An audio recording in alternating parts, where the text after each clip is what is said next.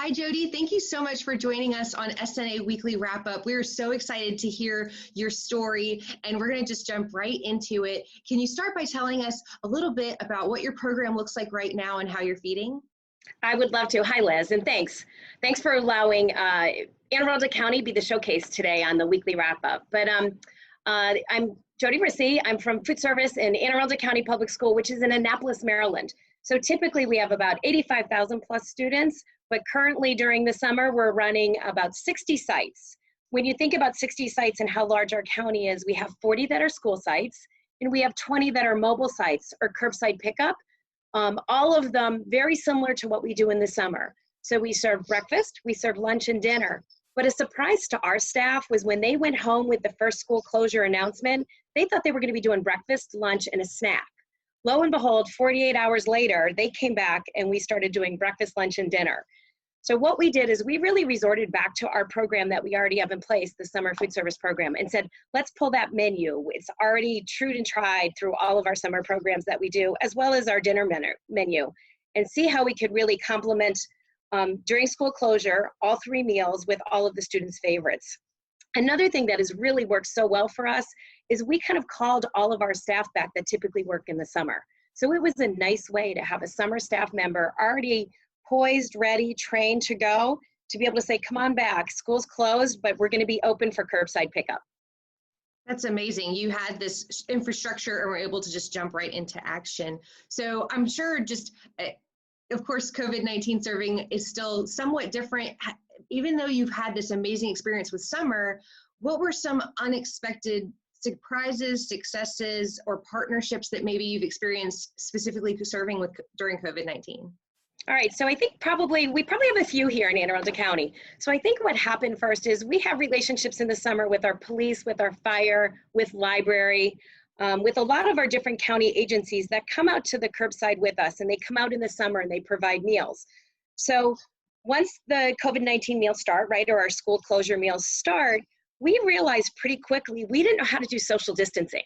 So we had the meals, we really were able to nail those. We knew how to do a cold breakfast, we do a hot lunch, we do the cold dinner, they all get picked up at one time. But how do we really train the community members that are coming up and our kids and our families to say, you have to social distance? So our first partnership that really was enhanced was human resources.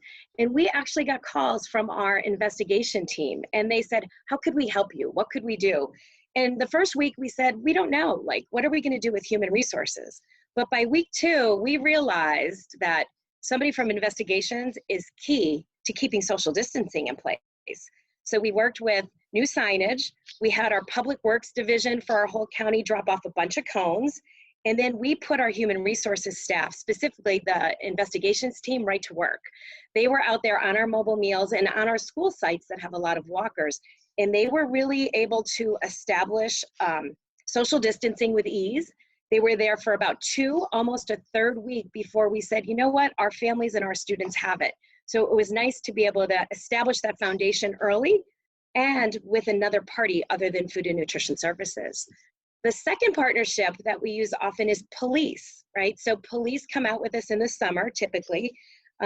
They share promotional items. They give out meals with us. We have some police that are giving out meals with us right now. They work in conjunction with the school resource officer. And it's a great way to be able to showcase the police and show our partnership.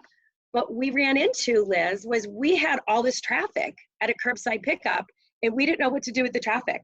So as we were closing streets and we were having, really kind of shutdown of major arteries in our communities, we called the police again. And we said, you know what? We know that you do all of this work with us, with handing out meals, with all of the promotional items that you do, but we need traffic control. And we're not the traffic folks. We don't know how to do that. So it was really another nice way to really bring our police in and have them be our traffic enforcement and our traffic guidance. We actually have in some of our curbside pickups, the families now come in and we use the bus lane. So the bus lane's wide enough that they come in 2 and then they rotate. They alter every other car to come up to the meal site to be able to get their meals. So instrumental was that enhancement to the police relationship. And then lastly, it's really our signature look in the summer looks something like this. So this is our menu. These are all posted on aacps.org. But our menu and our signature look for the summer is all of these students with all these fruits and vegetables. So our flyer has the same look as our menu, as our social distancing signs. So everything kind of tied in. And that was us working with our design and print services folks to really be able to showcase, what does our program look like? What do we want it to look like? And we want it to look exactly like a regular summer meals program for us. So it was really those three enhancements, really, I think, highlight and showcase the partnerships that we already had, but we use them in a different light than we typically do during the school year or during the summer. Thank you so much. I just cannot imagine. I mean, this is just such an amazing interview. Thank you so much, Jody. We are so appreciative of you sharing your story with us, and we look forward to continuing to follow you. Thank you so much. Thank you so much for the opportunity. Have a great day.